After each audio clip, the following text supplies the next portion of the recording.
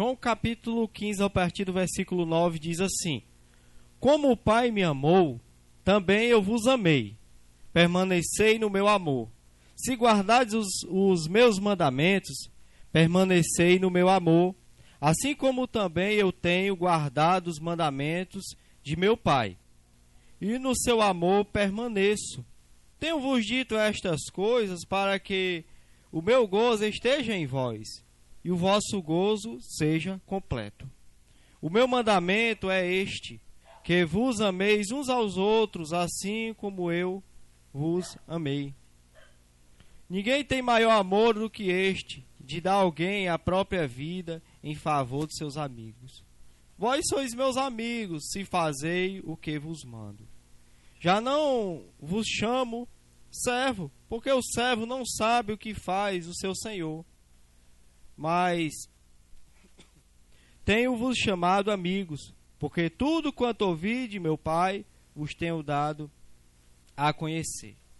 Não foste vós que escolheste a mim, pelo contrário, eu vos escolhi a vós, outros, e vos designei, para que vades e deis frutos, e o vosso fruto permaneça, a fim de que tudo quanto perdides ao Pai, em meu nome, vos-lo conceda. Isto vos mando, que vos ameis uns aos outros. Somente até aqui, queridos. Queridos, já foi bem notório que o texto, né, ele fala de amor. E não é nada mais, nada menos que o próprio Cristo Jesus está falando de amor. Ninguém melhor para falar de amor do que ele, porque é interessante que o amor é um atributo de Deus. Uma das características de Deus é o amor. Deus, quem nunca ouviu essa frase, né? Deus é amor, né? Uma frase bem comum, bem popular. Não precisa ser até muito religioso para ter ouvido essa frase. Mas sendo um atributo de Deus, uma característica de Deus, né? Lá em 1 João 4,8 vai dizer que aquele que não ama não conhece a Deus, porque Deus é amor. Então, irmãos, a gente pode ver que para a nossa fé cristã, o amor, ele ao mesmo tempo que ele é um requisito básico, ele também é algo essencial para nós cristãos.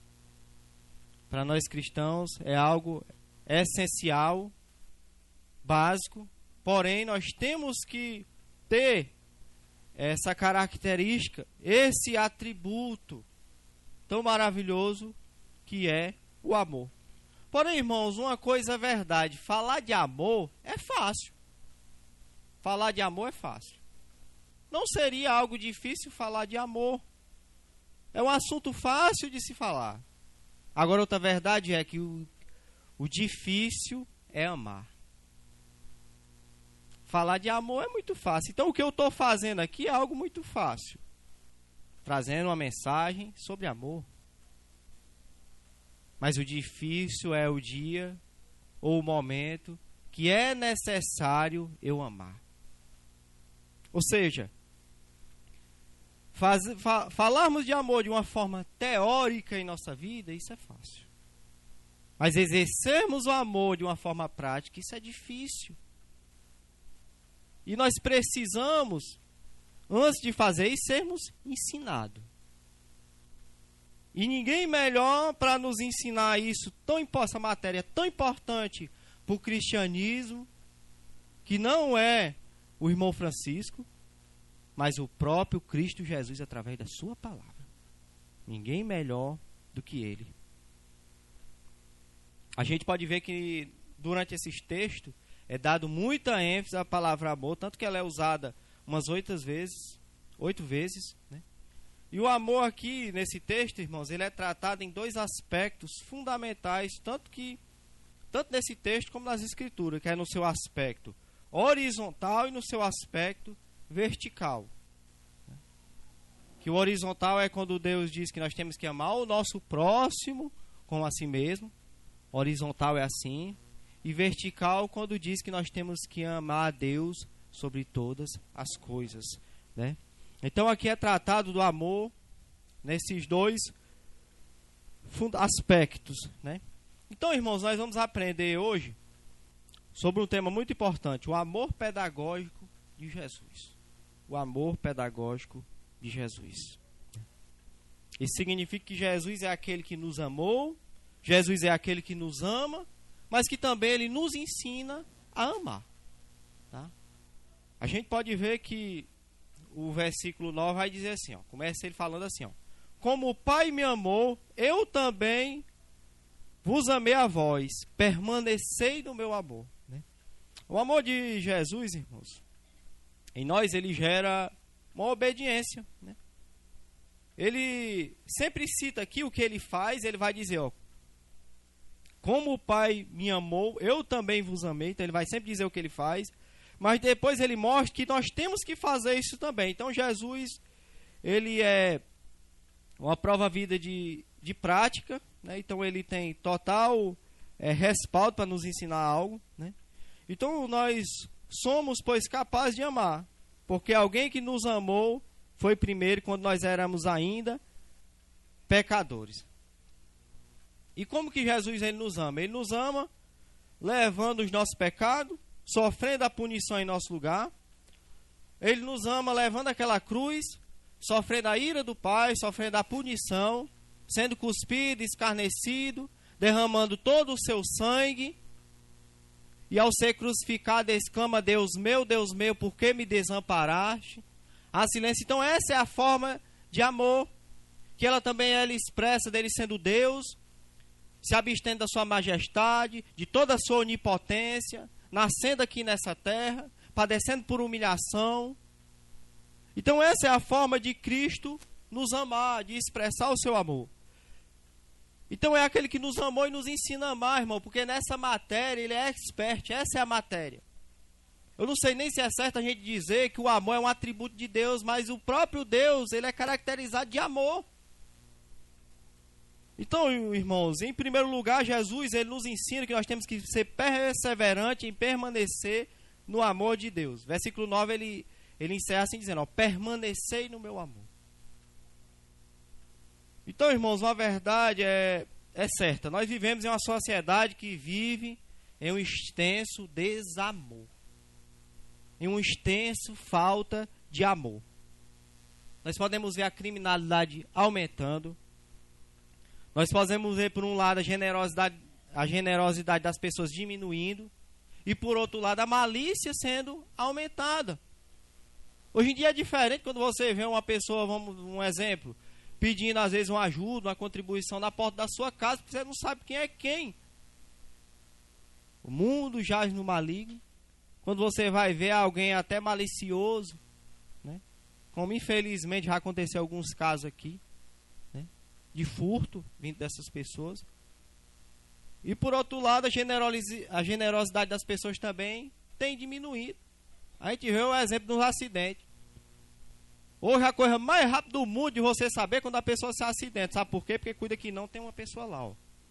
O cabo lá no chão, né? Todo ferido, e tá uma pessoa lá com o celular, né? Tá nem preocupado com o estado da pessoa. A maior preocupação é de compartilhar aquele vídeo e sair rolando nos WhatsApp e ali aquele vídeo viralizar. Então a gente poderia passar até a noite aqui, muitas horas e horas compartilhando o que cada um tem de expressão de desamor nessa nossa sociedade, né? E para um crente, irmãos, para nós cristãos, vivermos e perseverar no amor de Deus em meio a essa sociedade é um desafio. É um desafio, porque tudo que nós fazemos correto, somos pressionados a desistir, né? Você já viu aquela expressão, quando você faz, às vezes, uma bondade, uma coisa boa, uma coisa correta, qual é o nome que você leva? Muitas vezes, nem todo mundo, rapaz, ó, parabéns pela sua ação. Parabéns por isso aí que você fez, ó, foi um ato bonito. Não, uma boa parte das pessoas diz, rapaz, tu é muito besta fazer um negócio desse, né? Então, ser bom, irmãos, ou seja, perseverar no amor de Deus nesses últimos tempos, em tempos difíceis, em tempos de desamor, trocaram, faz as pessoas muitas vezes não admirar tal feito, né? Só que nós temos que perseverar, irmão. Porque o mundo, irmão, ele ama o que é seu. porém odeia tudo que é relacionado a Deus. É isso que nós temos que entender. Então nós não temos que nos deixar ser pressionado pela maioria. Nós não podemos deixar ser pressionado pela multidão. Mas nós temos que permanecer no amor de Jesus. Porque é no amor de Jesus que a Escritura nos manda permanecer. E da mesma forma também somos pressionados a amar o mundo. O mundo são regras da humanidade, regras padrões da humanidade sem Deus. A humanidade sem Deus, que é o mundo, é o sistema do mundo, né? Ele tem os seus padrões. Né? E nós somos muitas vezes também pressionados a amar o mundo. Mas o que nós temos que fazer é rejeitar esse fato de amar o mundo, né? E continuarmos amando a Deus, as coisas concernentes à obra de Deus. 1 João 2,15 vai dizer: não ameis o mundo e nem o que no mundo há. Se alguém amar o mundo, o amor do Pai não está nele. Então, irmãos, temos que permanecer no amor de Deus, no amor de Jesus. Essa palavra está com a conotação de perseverar. Nós temos que perseverar porque vale a pena permanecer na presença de Deus. A Bíblia vai dizer lá em 1 João 2,17 que o mundo passa e a sua concupiscência, mas aquele que faz a vontade de Deus permanece para sempre. Por que perseverar nesse amor? Porque o amor do mundo é ilusão de ótica. É igual aquela ilustração que tem da grama do vizinho. Parece que a grama do vizinho é mais verde. Parece que esse pessoal é mais feliz. Parece que esse pessoal vive melhor. Não. É ilusão de ótica. É uma cilada. É uma miragem. Na verdade, aqueles que estão lá estão totalmente desiludidos, caminhando para um abismo e não estão vendo. E o lado de cá que é o lado correto. Então vamos perseverar e permanecer nesse amor, porque tudo aquilo vai passar. Mas a promessa é que nós, se perseverarmos até o fim, seremos salvos. A promessa é de salvação. E uma pessoa, irmãos, que ama Jesus, embora as coisas sendo difíceis, embora uma vez ou outra tendo dificuldade, embora uma vez ou outra desanimado, estamos sujeitos a situações. Mas aquele que ama Jesus, ele permanece até o fim. Ele vai suportar tudo o que vier. Como Paulo disse, nada nos separará do amor de Deus. Se nós permanecermos, irmão, no amor de Deus, o que é que vai nos separar do amor de Deus? O que é que vai fazer nós separar do amor de Deus? O que vai fazer Jesus deixar de nos amar? Nada. O único que pode nos afastar do amor de Deus somos nós mesmos. Então permaneçamos, irmãos, no amor de Deus. É isso que Jesus nos diz. Mas em segundo lugar, ele vai classificar o que é permanecer no amor de Deus. Ó. Ele vai dizer no versículo 10, ó, se guardares meu mandamento, permanecei no meu amor. Do mesmo modo que eu tenho guardado os mandamentos de meu Pai e permaneço no seu amor. Ou seja, aqui ele já vai especificar o que é permanecer no amor de Deus. Ele vai dizer, ó, se guardares os meus mandamentos, permanecei no meu amor. Ou seja, irmão, permanecer é obedecer os mandamentos de Deus. Ou seja, obedecer a palavra de Deus. Isso que é permanecer no amor de Deus. Né? Ou seja, não adianta nós dizermos que somos crentes, que nós amamos a Deus, que nós estamos na igreja. Eu amo a Jesus. Mas se nós não obedecemos a palavra de Deus. É isso que está muito claro aqui. Nós temos que dar testemunho da palavra de Deus, não somente com nossa boca, mas também com nossas ações. É por isso que existe uma palavra chamada confissão de fé. É quando eu confesso a minha fé. Mas também existe outra palavra chamada profissão de fé. Essa palavra significa quando eu exerço a minha fé. Então nós aprendemos com isso, irmãos, que exercemos a fé cristã e dizermos que nós amamos a Deus, tem duas formas de nós mostrar que nós amamos a Deus. É através das nossas palavras, da pregação, da comunicação, mas também através das nossas atitudes, da nossa obediência a Deus. E um fato triste, irmãos, é que nós vivemos numa época que os cristãos, muitas vezes, nós cristãos, quando eu digo cristãos, nós, né? Todos nós estamos dentro desse barco, né? Somos conhecidos muitas vezes pelo nosso, infelizmente, pelo nosso mau testemunho mais do que pelas nossas boas ações, né? Infelizmente, os dados afirmam. Infelizmente, tem empresas que, quando vê um candidato a um cargo que é cristão, se diz cristão ou se diz crente, já fica com a orelha em pé. Porque, infelizmente, nas empresas, não geral, mas muitos péssimos funcionários são cristãos, né? No ramo financeiro, só o que tem é cristão dando calote. Eu sei que hoje em dia é difícil, mas se você for nesses mercantil, até aqui local, não faça isso para você não sair triste. Mas vai ter nome lá de cristãos que compraram e não pagaram. Então, hoje em dia, nós infelizmente somos conhecidos pelos maus exemplos, pelas más obras, do que pelos bons testemunhos. Obviamente que isso aqui não é de uma forma geral. Existem crentes perseverantes, existem crentes verdadeiros. Só que já viu aquela frase por causa de uns, outros pagam? Quando as pessoas veem um mau testemunho, ela diz, olha o crente. Não, a maioria diz os crentes. Mas deixa eu dizer uma coisa, irmão, a gente pode fazer diferente. A gente pode fazer diferente, né? Não é porque fulano de tal está errando que nós vamos errar também, não. Nós podemos fazer diferente. Eu sempre costumo dizer que o bom testemunho ele vai além do mau testemunho, vai além das calúnias. Que sejamos crentes, que venhamos amar a Deus e demonstrar esse amor nas nossas ações. Para que essa barreira que talvez tenha sido quebrada por muitos crentes que dão mau testemunho, elas venham se gerar em ponte através de um bom testemunho nosso. E as pessoas vão ver a diferença em nós. E dizer, rapaz, fulaninho é assim, mas esse daqui não consigo achar engano nesse. Esse aqui é crente. Que possamos ser.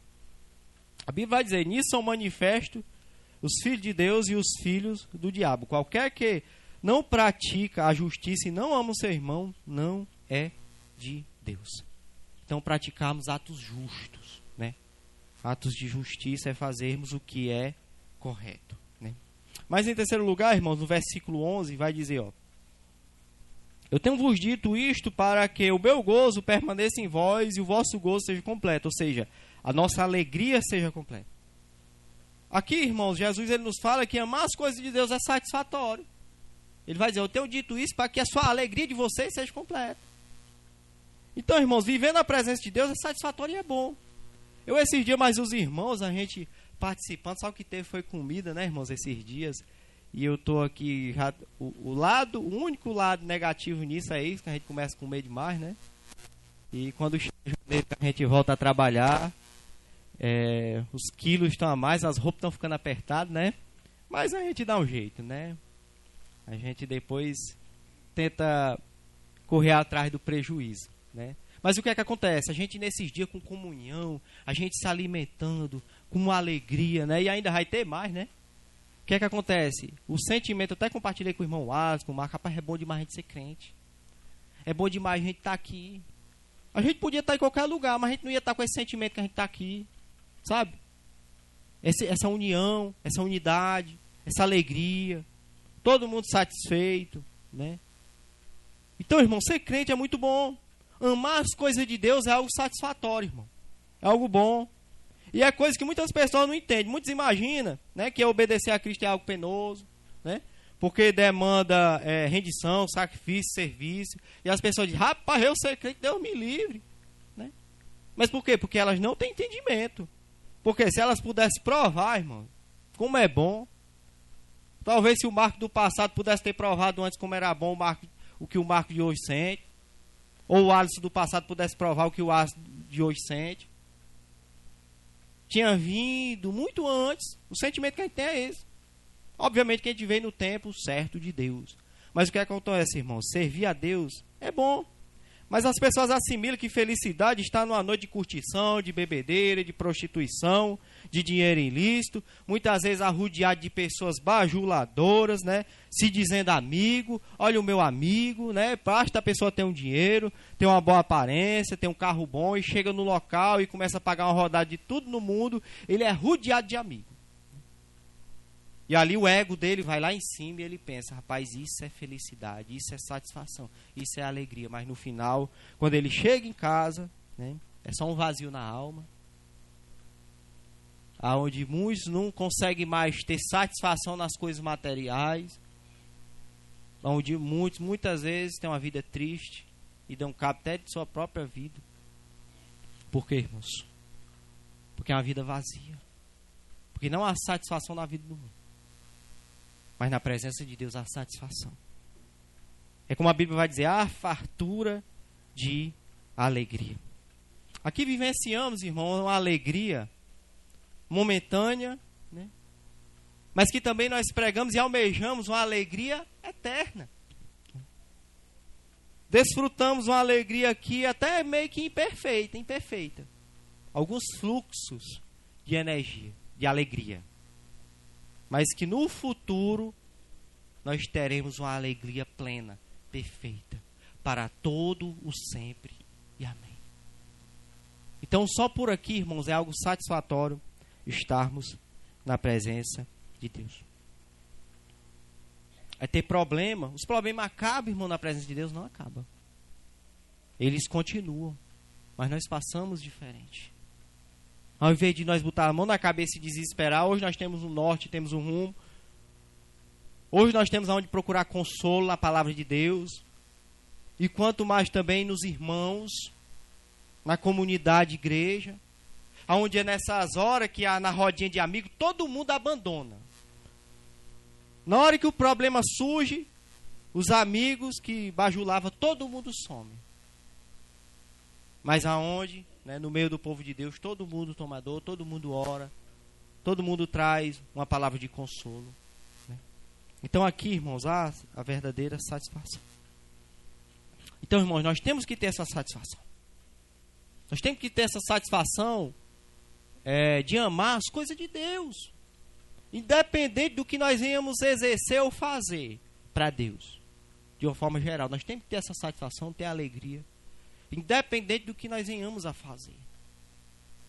Irmão, talvez eu teria satisfação se eu pregasse, se eu tocasse, se eu cantasse. Não, todos nós temos que almejar e cultivar mais e mais, amar as coisas de Deus, se envolver com as coisas de Deus, cooperar e contribuir com a obra de Deus.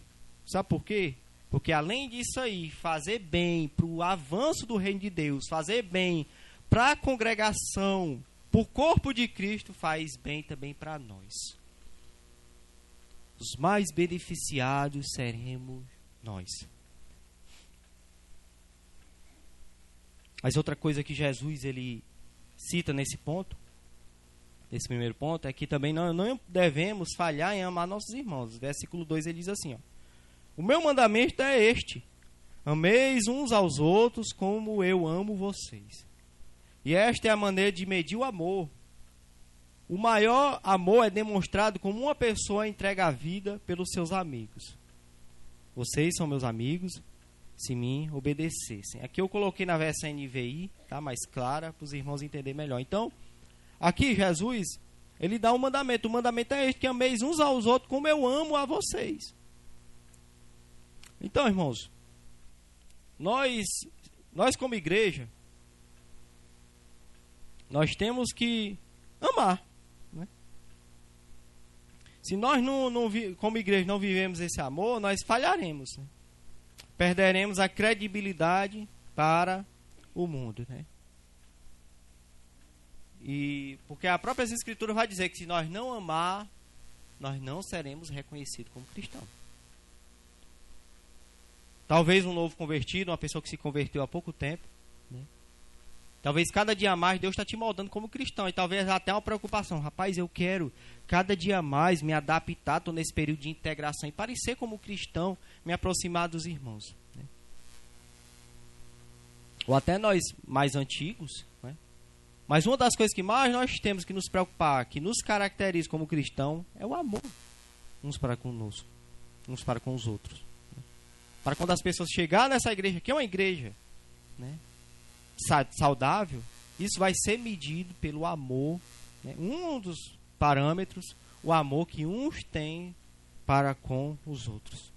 João 13:35 vai dizer: nisto todos conhecerão que sois meus discípulos, se amardes uns aos outros. Então muitos têm como algumas formas de ser reconhecido como discípulo de Jesus.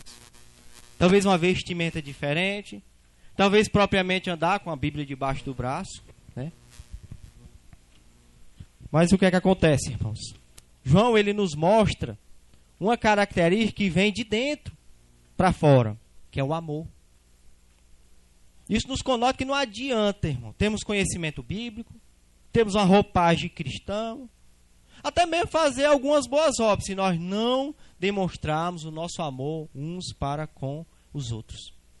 As pessoas não vão reconhecer nós como cristãos, as pessoas não vão reconhecer nós como uma igreja saudável, de modo algum.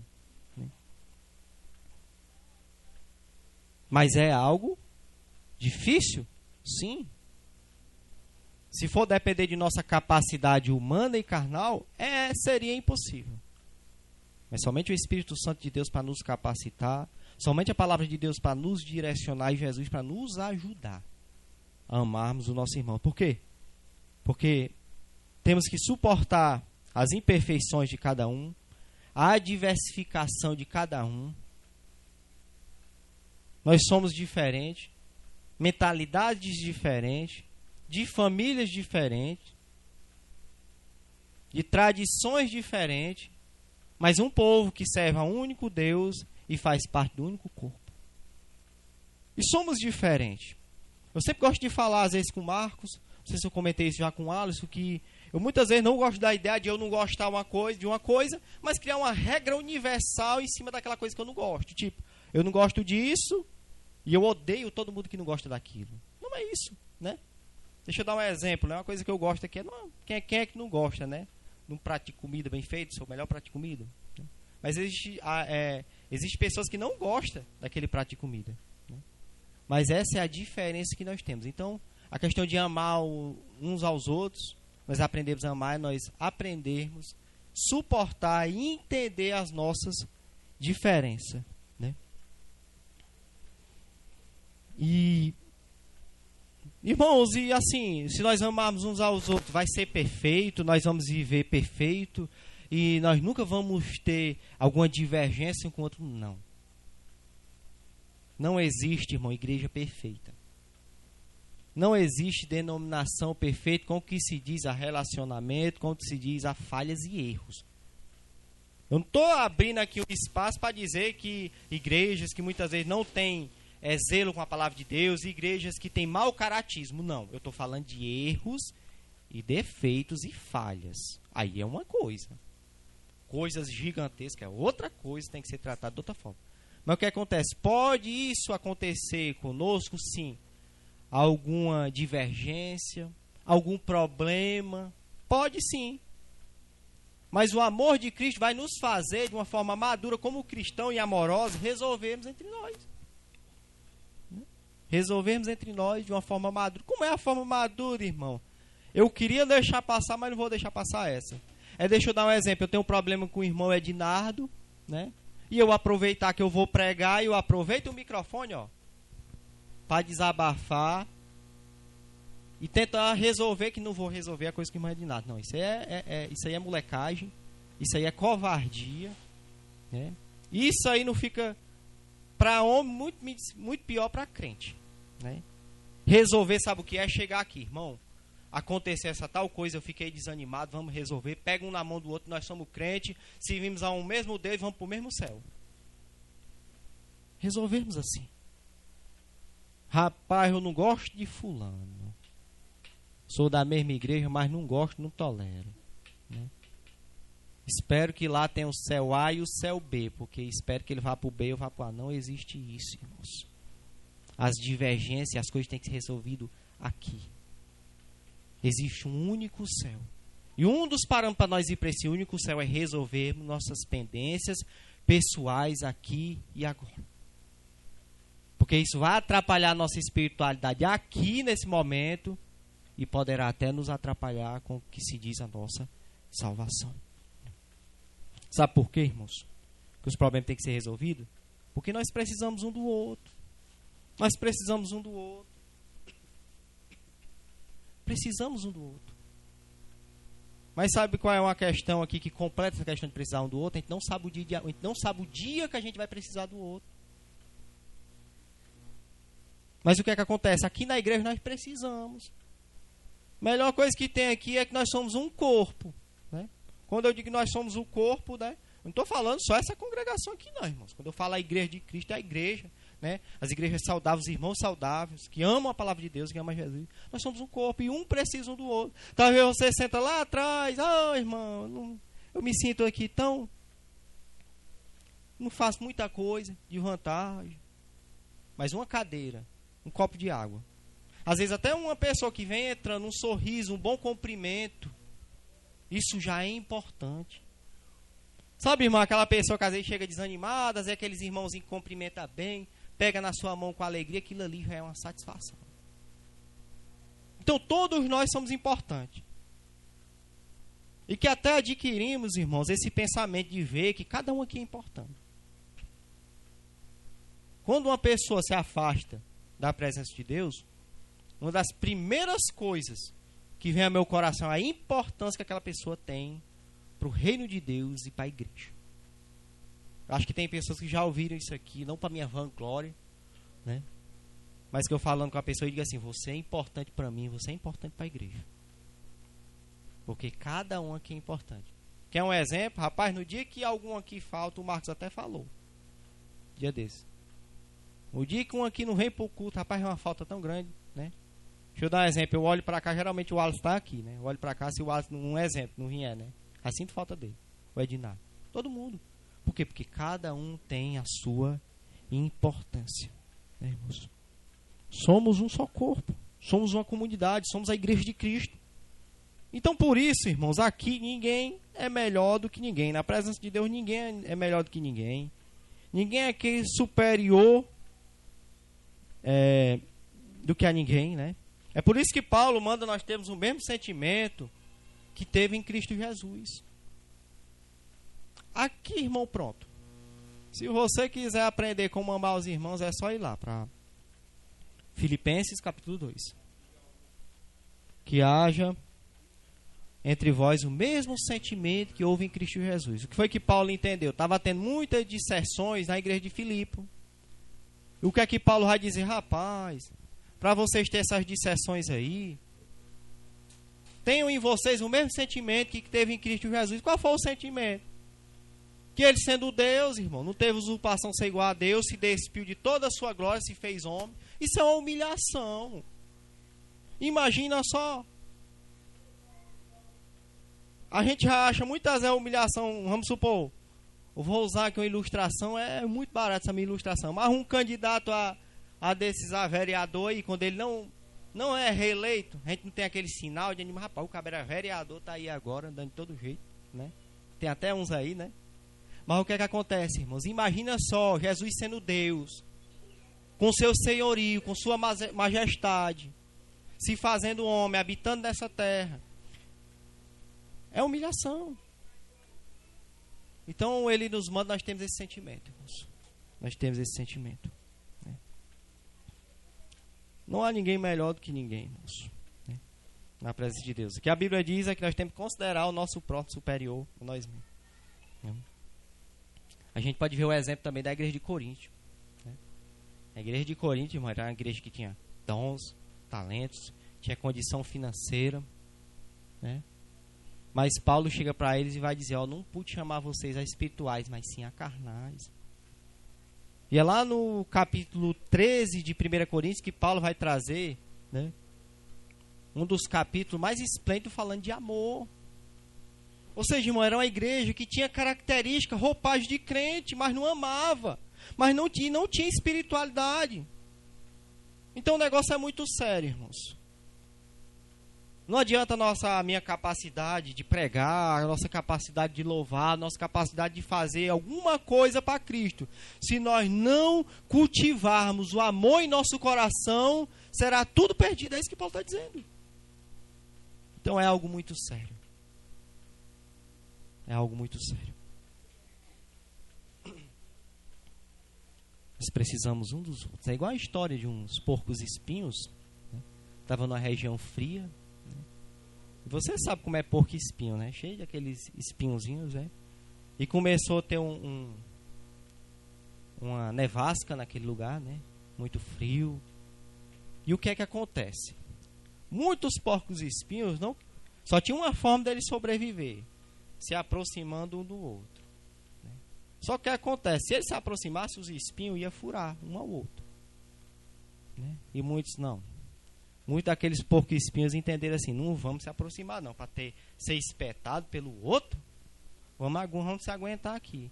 Mas tiveram uns que enfrentaram esse método, se aproximaram, fizeram aquele molde de porco espinho, se abraçaram e aguentaram, né, os espinhos um dos outros penetrando na sua pele. Quando passou, né, aquele período de frio, todos os porcos espinhos que não quiseram se aproximar um do outro morreram congelados, e aqueles mesmos feridos sobreviveram. Isso é um exemplo para a igreja de Cristo, que mesmo muitas vezes podendo ferir um ao outro, mesmo nossos espinhos, nossas falhas atingindo um ao outro, para a nossa vida saudável cristã é necessário nós manter proximidade, que isso conota comunhão. Nós precisamos ter comunhão, irmãos, para que assim a nossa vida espiritual ele seja saudável, né? Mas então esse é o primeiro ponto, irmãos, que Jesus ele nos amou e nos ensinou a amar, né? Mas em segundo lugar, o relacionamento amoroso de Jesus conosco, né? Ele vai dizer assim no versículo 15: já vos não chamei, não chamarei servo, porque o servo não sabe o que faz o seu senhor. Mas tenho-vos chamado amigo, porque tudo quanto ouvi de meu Pai vos tenho feito conhecer. Primeiro, o amor de Jesus é expresso na revelação da sua vontade. Ele revela a sua vontade para nós. Ele já havia prometido, ele vinha prometendo isso, que se nós obedecermos a palavra dele, seria chamado de amigo. Isso significa, irmãos, o tipo de intimidade que Jesus ele tem conosco, né? Ele vai dizer: não vou chamar mais vocês de servo, não, mas eu vou chamar vocês de amigo. Imagina só, irmão, numa empresa ou na empresa que você trabalha, o dono da empresa, o dono da empresa, ele tem intimidade com você. Pode acontecer isso, acontece, né, dependendo da empresa. Mas vamos lá, na empresa que eu trabalho tem cerca de uns 3.000 funcionários, de um grupo grande, né? O que é que acontece? Rapaz, eu mal sei quem é hoje o dono, o CEO, o diretor, né? Nunca troquei uma palavra com essa pessoa. Por quê, irmãos? Porque é difícil uma pessoa de uma certa autoridade, né, de um certo cargo, né, manter intimidade com um funcionário mais simples, né, da produção. Mas o que é que Jesus está querendo dizer com isso aqui?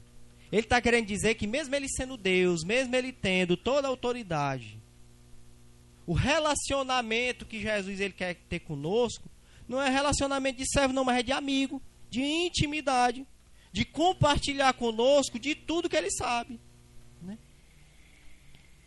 Ou seja, irmãos, Jesus ele poderia ter intimidade somente com os anjos, somente com os anjos. A diferença nossa dos anjos é o quê? É que os anjos são seres sem pecado e nós temos pecado. Mas não. Ele preferiu também ter intimidade conosco e nos chamar de amigo, irmãos.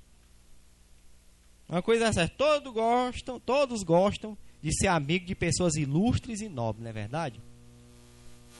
Quando você tem um amigo assim que ele é ilustre, ele é nobre, né?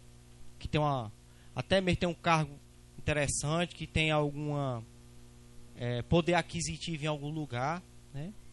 Logicamente isso é normal, irmãos. Muitas vezes não é nem questão de vanglória, não. Nós fazemos questão: rapaz, eu conheço fulano de tal, que ele é isso e aquilo, não é verdade?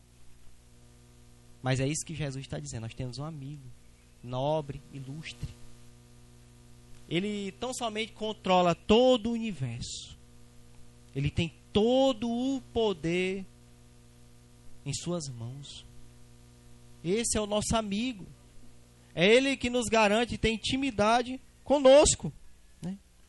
Então que privilégio, irmãos, e honra é ser chamado por Jesus de amigo. Deus é uma pessoa, um atributo de Deus é a pessoalidade de Deus. Significa que ele é um ser relacionável, né? Ele pensa, age com a razão, logicamente diferente da gente. Mas é por isso, irmãos, que nós oramos, nos comunicamos com Deus.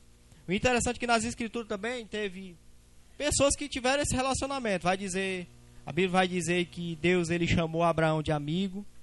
Jesus chamou a Lázaro, né, de amigo. Então, irmãos, essa é a comunhão que Deus ele mantém conosco. Uma comunhão de amigo. E é o certo, irmãos, que nós temos que nos afastar de tudo aquilo que venha a impedir de nós mantermos essa comunhão. Tudo aquilo que venha a impedir de manter essa comunhão, nós temos que nos afastar de tudo aquilo e fazer assim como Davi, quando algo nos afeta essa comunhão, né? Davi no Salmo 51, quando ele peca, ele vai dizer: Senhor, isso nas minhas palavras, tira tudo de mim, mas não tira o teu espírito, mas não tira a tua comunhão, mas que a comunhão do Senhor comigo não seja quebrada. Que essas sejam nossas orações, irmãos, em momento de frieza, de fraqueza, em momento de dúvida, em momento de tristeza. Senhor, eu sei que eu estou aqui, fraco, triste, minha fé oscilando, mas não retira de mim o teu espírito, não quero de mim essa comunhão, né? Então nenhum problema, nada possa tirar essa comunhão, né? E através do desse amor de Deus, dessa comunhão, irmãos, é que nós compreendemos a palavra de Deus, né? Podemos ter compreensão, né, e aplicarmos a palavra em nossa vida, adquirirmos sabedoria para viver no dia a dia, né? E aprendermos a viver com Deus em todas as circunstâncias de nossa vida. E é o que nos dá a visão espiritual de tudo, porque Jesus é o nosso amigo. Mas em terceiro lugar, irmãos, Jesus, ele nos escolheu pelo seu amor, mas pelo seu amor incondicional. Isso aqui é muito lindo, irmãos. Ele encerra dizendo que ele nos escolheu e ele vai mostrar que ele nos escolheu pelo seu amor, né? Ele vai dizer lá no versículo 16 do texto que nós limos, ó: Não me escolheste a vós, a mim, mas eu vos escolhi a vós, e vos nomeei, para que vades e dê fruto, e o vosso fruto permaneça, a fim de que tudo quanto em meu nome perdides, ao Pai ele vos conceda. Ou seja, Jesus ele nos escolheu pelo seu amor incondicional. A Bíblia vai dizer lá em 1 João 4,19 que nós o amamos porque ele nos amou primeiro. Então, quando a gente acha que está amando, que conheceu Jesus, que confessou o nome de Jesus, está conhecendo a palavra de Deus, quando a gente acha que está começando a amar as coisas de Deus, ele já nos amou primeiro. E primeiro, as nossas condições pecaminosas e errôneas, na verdade, elas não eram amigáveis para que Jesus, né, viesse nos escolher. Os nossos pecados, se fossem levados em conta, seria um motivo suficiente para Jesus nos escolher. Mas é o que está lá em Romanos 5,8. Mas Deus prova o seu amor para conosco, que Cristo morreu por nós, sendo nós ainda pecadores. Ele morre por nós. Ele leva o nosso pecado sobre suas costas, né? E lá na cruz, ele sofre a punição dos nossos pecados. E nós, pela fé, temos posse da salvação. E somos assim escolhidos por ele. Ou seja, irmãos, não havia condição para ele nos escolher. Não havia merecimento nós. E mesmo assim, ele nos escolheu, mesmo segundo a nossa condição desprezível humana. Mesmo a gente vivendo no poço de pecado, mesmo nós vivendo na ignorância, mesmo nós escarnecendo a Deus, mesmo nós blasfemando de Deus, Deus nos escolheu porque o seu amor incondicional. A palavra incondicional significa que não conota condição para Deus nos amar. Não, ele não especificou uma condição específica para nos amar e nos trazer para cá. Já pensou, irmãos? Quantas pessoas têm mais condição de estar aqui do que a gente? Quantas pessoas escarnecem menos de Deus do que nós escarnecemos? Quantas pessoas blasfemam menos de Deus do que nós blasfemávamos? Quantas coisas fazem menos coisas erradas do que nós já fizemos? E não estão aqui. Quantas pessoas têm mais conhecimento, né? Em várias áreas, são mais educados, são formados do que a gente? E não estão aqui. Isso nos conota, irmão, o amor incondicional de Jesus. É o que está lá em Romanos 11:17. E alguns dos ramos foram quebrados, e tu, sendo oliveira braba, foram enxertados no lugar deles, e fez participante da raiz e da seiva da oliveira. Nós somos considerados, sabe o que? Como a oliveira braba. A oliveira brava, sabe o que ela faz? Ela não produz fruto. Uma árvore grande só ocupa espaço, mas é infrutífera. E a oliveira verdadeira, né, ela produz o fruto, né? E o que é que acontece? O que é que ele está dizendo? Ó, você for enxertado, você for pegado, né, daquela oliveira brava e foram enxertados na oliveira verdadeira, e hoje vocês se tornaram frutíferos. Então é isso que nos conota o amor incondicional de Deus. É o que está lá em Deuteronômio 7:7. O Senhor não tomou prazer em vós, nem vos escolheu, porque a vossa multidão era mais do que de todos os outros povos, pois eram menos em número do que todos os povos. Mas versículo 8 diz assim, ó, mas porque o Senhor vos amou. Que ele está falando para Israel e ele fala para nós. Deus nos escolheu, não é porque nós era melhor do que os outros. Não é porque ele olha para a multidão e viu ali. Não, esse daqui, o Marcos, ele é melhor, ele se destaca no meio desses, não. Mas ele nos escolheu porque ele nos amou. Obra da sua graça, do seu favor, imerecido. Né? Ele nos escolheu. Né? E ele nos escolheu, o versículo continua, para dar fruto. Né? O versículo vai dizer, ó, para que vades e dê fruto, e o vosso fruto permaneça, né? Então a gente pode ver que ele nos escolheu pelo seu amor incondicional e para nós darmos fruto, né? O primeiro tipo de fruto que temos que dar é o fruto do Espírito, né? Como eu já disse, nós éramos árvores infrutíferas, né? Não produzíamos fruto, mas quando Deus ele nos escolhe, ele vai nos esculpindo, né? Ele vai nos aperfeiçoando, né? E ele vai colocando em nós todas as características de Cristo: o amor, paciência, domínio próprio. E com isso nós vamos desenvolvendo fruto, né? Entre esses frutos, né, como o fruto do Espírito, também darmos um bom testemunho para os que estão de fora, né?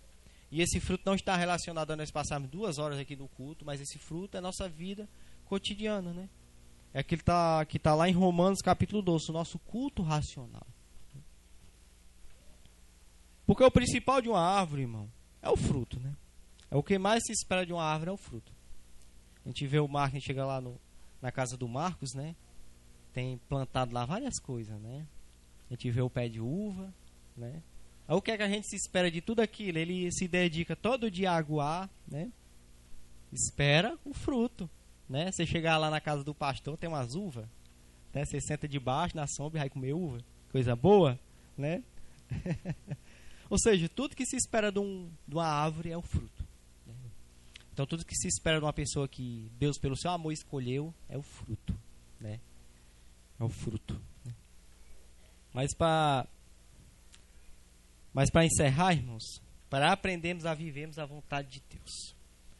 Deus, ele nos amou incondicionalmente, nos escolheu incondicionalmente para nós aprendermos a vivermos a vontade de Deus. E lá no final desse versículo vai dizer assim: a fim de que tudo quanto meu Pai perdides, tudo quanto em meu nome perdis ao Pai, ele vos conceda. O que é que acontece? Muitos entendem esse versículo como o que é que Jesus está dizendo: rapaz, tudo que vocês pedir em nome do Pai vai acontecer, né? E parece até uma promessa, né, mano? Vai dar direito de tudo. Qualquer coisa que você quiser, Jesus é obrigado a te conceder. Mas não é, né? Jesus, irmão, não está prometendo ser uma máquina de venda pessoal, né? Já pensou igual uma máquina, que você chega para ele, tudo que você pedir, ele vai dar, né? Primeiro, ele está incentivando a confiança e a fidelidade dos discípulos em nossa oração, quando ele diz isso aqui. Ele está incentivando, né? Ele está aproveitando esse momento para incentivar as pessoas a manterem fidelidade, confiança e orarem a ele, né? E segundo, quando os nossos pedidos são feitos em nome de seu Filho e promovem um propósito do Reino de Deus. O que nós vamos pedir, né? É em nome de Jesus, promove o reino de Deus, faz esse reino avançar. E ele diz que tudo que nós pedirmos de acordo com a vontade dele. E em terceiro lugar, quando se pede em nome de Jesus, a oração é feita em sintonia com a vontade de Deus. Aí o que é que eu estou querendo dizer, irmãos? Aprendemos a viver a vontade de Deus. Com uma pessoa que foi escolhida por Jesus, vive pelo seu amor. Uma pessoa que dá fruto, não vai perder seu tempo pedindo coisas banais a Jesus, não. Uma pessoa que tem o Espírito Santo de Deus, que ama a Deus, pode ter certeza. Eu não estou querendo dizer, irmãos, que a gente não possa pedir coisas que são necessárias na nossa vida cotidiana. Mas uma pessoa que passou por esse processo não vai pedir coisa para ostentação, não vai pedir coisa à toa, né? Que ele sabe que não está de acordo com a palavra de Deus. Então é isso. Por isso que eu coloquei como aprendemos a viver a vontade de Deus, né? E pedirmos de acordo com a sua vontade. Até porque nós não sabemos o que pedir, irmãos. Nós não sabemos o que pedir, né? Então Jesus não estava entregando uma forma mágica para eles conseguir tudo o que quisesse, né? Ele estava dando um princípio orientador para alinhar os desejos dos discípulos com o de Deus. Nós alinharmos nossos desejos com a vontade de Deus. Esse é o princípio para nós orarmos. O próprio Jesus, irmão, em Lucas 22, 42, ele vai dizer assim, ó, lá no momento que ele está na sua oração, lá no Getsemane, dizendo, ó, Pai, se queres, passa de mim este cálice, todavia, se não, faça a minha vontade, mas a tua. Se o próprio Jesus, sendo Deus, ele não vai dizer, faça aqui segundo a minha vontade, não, mas faça segundo a tua vontade. Então aqui ele não está ensinando uma ideia de confissão positiva. Está tendo uma ideia de confissão positiva. Rapaz, eu tenho que falar, tudo que você falar tem que ser uma forma positiva para dar certo. Aí o que acontece? De certo, às vezes tem até crente que não tem esse conhecimento dessa área. Você está falando uma coisa, rapaz, se Deus quiser, vai dar assim, irmão, não fala se Deus quiser não, que ele já quer. E eu sei, irmão, se Deus quer. O que Tiago vai dizer que se a gente for fazer uma coisa, o outro é, se Deus quiser, eu vou fazer. Isso nos ensina, irmão, a vivermos submissos à vontade de Deus. Não é essa ideia de que nós sabemos de tudo, mas nós temos que ter uma ideia que nós somos dependentes de Deus. Até na hora de pedir. Senhor, se for a tua vontade, se Deus quiser, né? Então não existe negócio de confissão positiva, né? Rapaz, fique dizendo que vai dar certo porque vai dar certo. Não existe isso.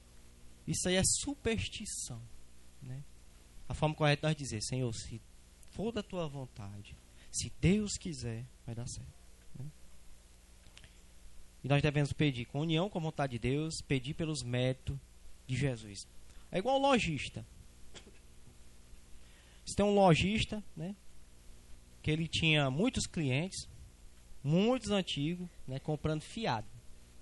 Aí o que acontece? Aqueles clientes, todo mês, iam naquela mercearia e compravam aquela quantidade de fiado. Só que às vezes aqueles clientes mandavam um filho. E quando chegava lá, irmãos, quando um filho pedia uma coisa que não era costume dos clientes pedir, o lojista não vendia. Porque aquilo não estava de acordo com a vontade do cliente. Ele sabia tudo que o cliente comprava. E ele só vendia aquilo. Assim é a nossa forma de pedir a Deus, né? O cliente é Jesus. Quando nós pedimos aquilo que não está de acordo com a vontade de Jesus, Deus não nos atende. Deus não nos atende porque aquilo não está... Porque Deus, ele conhece a vontade de Jesus. Então é isso, irmãos. Que Deus em Cristo nos abençoe. Tá bom? Que possamos meditar nessa palavra. Em nome de Jesus. Amém.